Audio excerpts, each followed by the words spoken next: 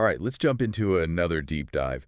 We're checking out this YouTube video today that's been making the rounds online. Oh, yeah, this one's a good one. It features this drone operator, DJ Audits, Yeah, I've seen some of his stuff. So he's got a channel that's all about, filming industrial sites and stuff. Interesting. In this particular video, though, he's at an industrial park Okay. over in Sittingbourne, Kent.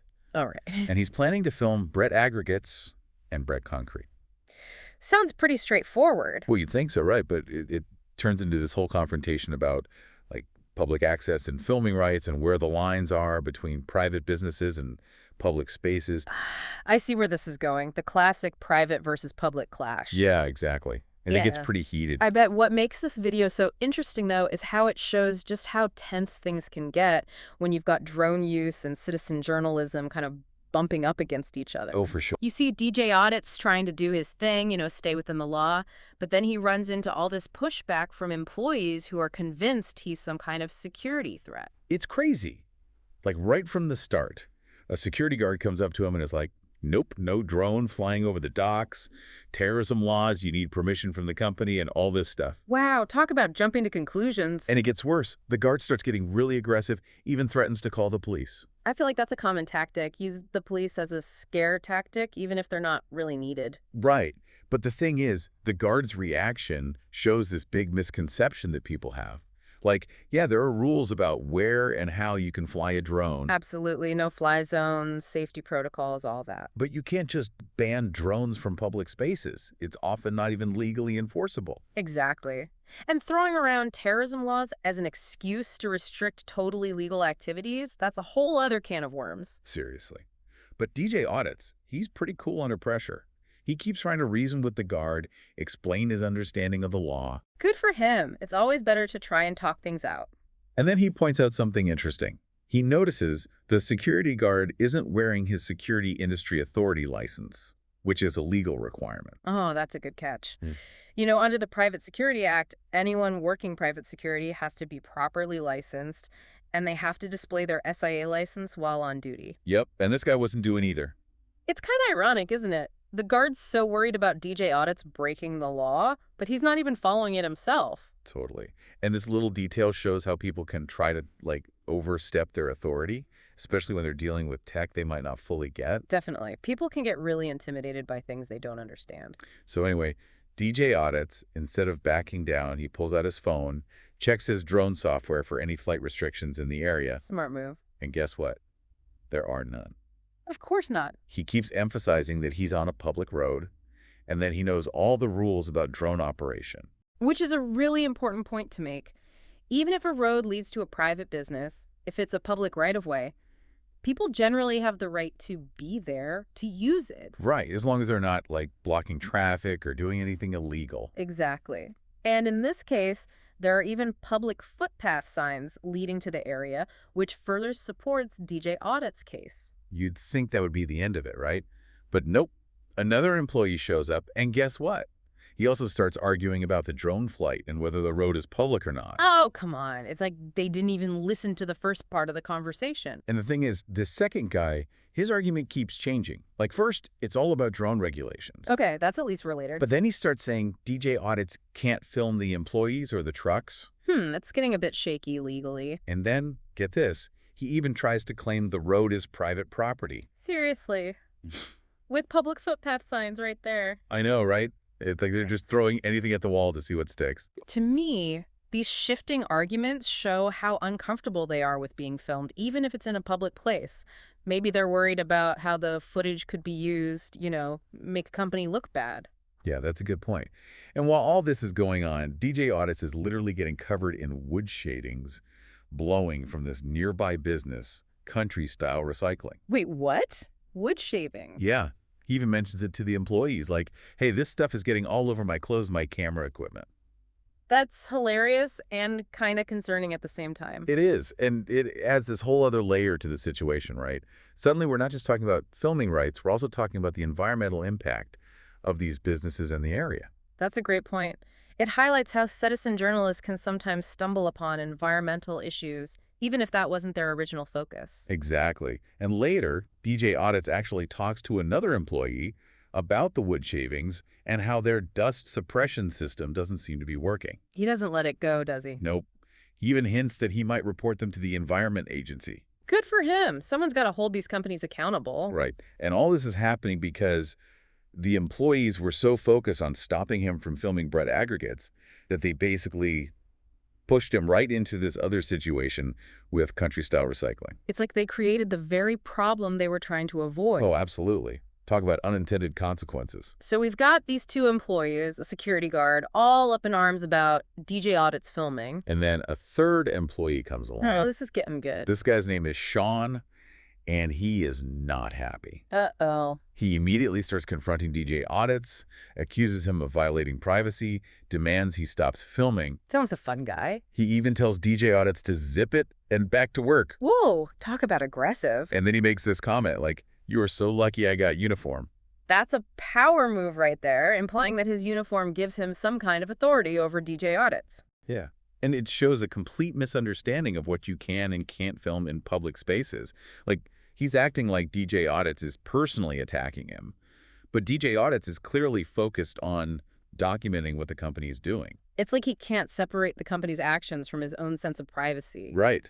And it really highlights those anxieties people have about being watched, especially now when anyone with a phone can be a citizen journalist. That's the world we live in now, always being recorded, always under surveillance. Exactly. Yeah. And what's interesting is how DJ Audits handles the whole thing.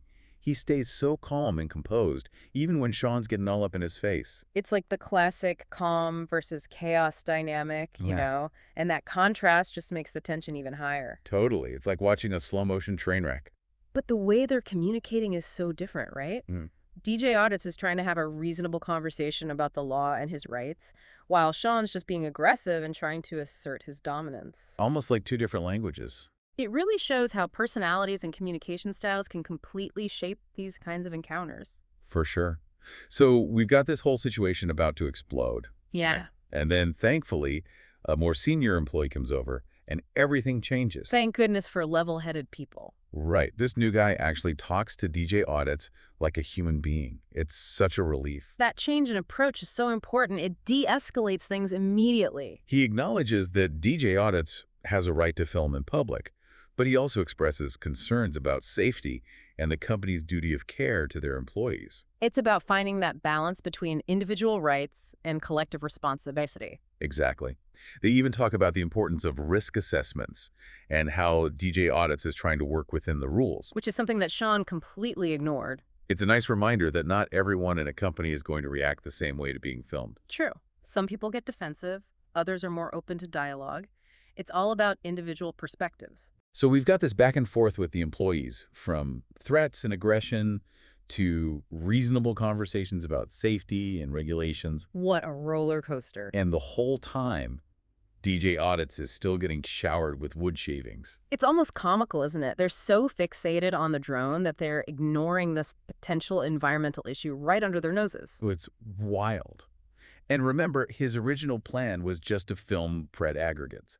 But because the employees got involved, he ends up capturing all this footage of country-style recycling and their, shall we say, less than ideal environmental practices. It's like they accidentally gave him the evidence he needed. Exactly. It's a perfect example of how trying to control a situation can totally backfire and lead to unintended consequences. It makes you wonder what would have happened if they had just let him film. Maybe none of this would have come to light. That's a good question. It's like they poked the bear and got more than they bargained for. And speaking of poking the bear, let's talk about that final confrontation with Sean. His aggression is really something else. It's intense.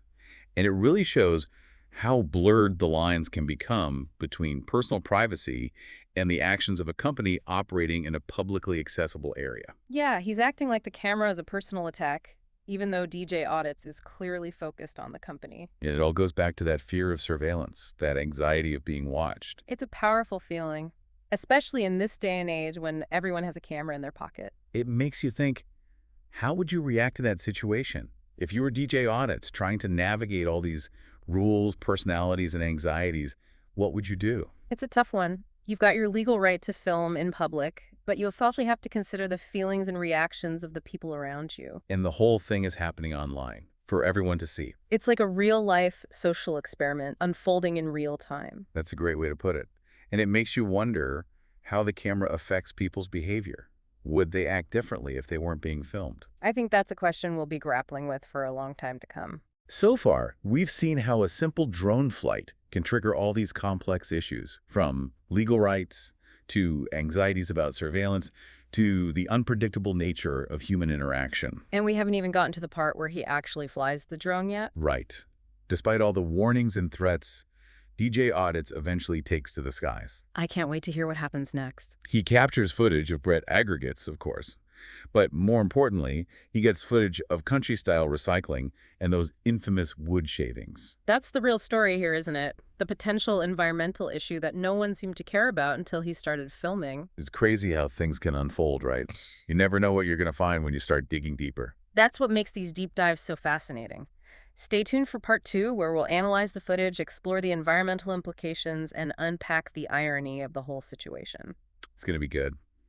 Welcome back to our deep dives into DJ Audit's adventure at that industrial park in Sittingbourne. Yeah, Sittingbourne, lots of action. Last time we left off, things were getting pretty tense, with all those employees trying to stop DJ Audits from flying his drone. Oh yeah, they were not happy. And let's not forget about that giant cloud of wood shavings just swirling around. Definitely added a little extra something to the mix. So, does DJ Audits actually end up flying his drone, or do the employees manage to shut him down? Oh, he flies it all right. And that's where the real irony comes in, you know. Oh, how so? They were going on and on about the police coming, how serious this all was. But then DJ Audits launches his drone and absolutely nothing happens. You're kidding. They were acting like the drone police were going to rappel down from a helicopter the second it took off. Seriously. But nothing. No sirens, no flashing lights. DJ Audits gets the footage of Brett Aggregates, and even better, he gets footage of country-style recycling and all those wood shavings. Wait, they actually called the police on him, Oh yeah, they kept saying the police were on their way. but they never showed up. Nope, not a single officer. Makes you wonder if they were just trying to intimidate him, you know? It really does. It's like they're so worried about this drone, but then they've got this potential environmental hazard just billowing into the air, and they don't seem to care about that at all. You hit the nail on the head there. That's the big takeaway for me, at least. Their priorities are all messed up, you know? They're focused on this idea of someone spying on them, but they're ignoring something that could actually be a problem for the whole community. It's wild. And remember, DJ Audits even talked to one of the employees about those wood shavings, right? Oh, yeah, he brought it up directly. Told them their dust suppression system wasn't working, even said he might report them to the Environment Agency. He wasn't messing around. And think about it. If those employees had just let him film in peace, who knows if he even would have noticed the wood shavings. That's the funny thing, right? They tried to control the situation, and they ended up creating a whole new problem for themselves. Talk about shooting yourself in the foot. It's a classic example of unintended consequences. You try to stop something from happening, and you end up making it worse. It's like that saying, curiosity killed the cat. But in this case, it's like trying to stop the drone woke the environmental watchdog. Aha, exactly. It also shows just how important citizen journalism can be. Oh, absolutely. DJ Audits wasn't even planning on looking into this environmental issue, but because he was there filming, he stumbled onto something that could be really important. It's like those employees inadvertently turned him into an environmental investigator. It makes you wonder what other stories are out there just waiting to be uncovered. Right. If more people were out there filming, documenting, who knows what we might find. That's the power of technology, right? It gives ordinary people the ability to hold those in power accountable. And to think, it all started with a guy and his drone wanting to film some industrial sites. You just never know where these deep dives are going to take us. So what happens next? Does DJ Audits actually get in trouble with the police even though they never showed up? Well, we'll have to save that for part 3. But let me just say, the story takes a few more unexpected turns. Ooh, I can't wait to hear it. Stay tuned, everyone. We'll be right back with a thrilling conclusion to our DJ Audits deep dive. And we're back for the final part of our DJ Audit saga. It's been quite a journey. From those tense confrontations to the surprise environmental twist, this whole thing has really made me think about the power of citizen journalism. Me too. It's amazing how one person with a camera can stir up so much. We were just talking about what happens after the cameras stop rolling, the aftermath of these kinds of encounters. Right, because that can be just as important as the filming itself. So what did DJ Audits do with all that footage he got? Well, he did what a lot of citizen journalists do these days. He uploaded it to YouTube. Smart move. Get that algorithm working for you. Exactly. And it's gotten a ton of attention. People debating about drone laws, public access, the way those employees acted, the whole 9 yards. I bet the comment section is a war zone. Oh, you know it is. Some people are praising DJ Audits, calling him a hero for standing up for his rights and exposing that environmental issue. And others are probably calling him all sorts of names for being a troublemaker. Oh, for sure. Some think he was being too provocative, antagonizing those employees. It's funny how people can see the same event and come away with completely different interpretations. It's the human condition, isn't it? We all bring our own biases and experiences to the table. And I guess that's part of what makes these situations so complex. There's rarely a simple answer, a clear right or wrong. It's about navigating all those shades of gray, you know, weighing the benefits of transparency against the potential harm of sharing sensitive information. It's like you're constantly walking that ethical tightrope. Exactly. And it's not just about the person behind the camera, it's about how the footage might impact the company, the community, even society as a whole. Wow, that's a lot of responsibility to carry. It is. But it's also an incredible opportunity to spark important conversations and maybe even bring about positive change. This whole deep dive has been eye-opening, that's for sure. Yeah. So what's your biggest takeaway from all this? You know, it's the role that technology plays in all these clashes we're seeing more and more of these days. Like how drones are great for documenting things, but they also freak people out about privacy and surveillance. Exactly.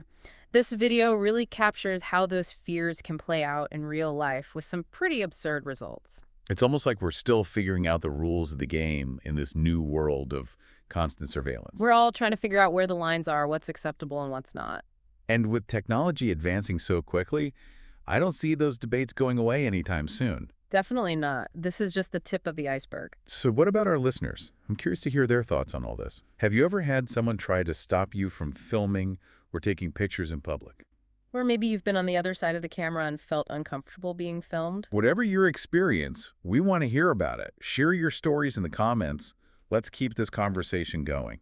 Because ultimately, this is a conversation we all need to be a part of. It's about how we want to live in this increasingly digital world where cameras are everywhere and anyone can be a journalist. It's about finding that balance between transparency, privacy, and our right to document the world around us. It's about understanding the power of citizen journalism and the responsibility that comes with it.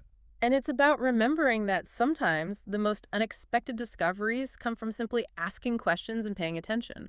Well said. I think that's a great place to wrap up our deep dive into the world of DJ Audits and the drama at that industrial park. It's been a wild ride, that's for sure. But hey, that's what these deep dives are all about, right? Exploring those unexpected corners of the internet and unpacking the bigger issues they reveal. Exactly, because you never know what you're going to find when you start digging deeper. So until next time, keep those cameras rolling, stay curious, and most importantly, keep those conversations going.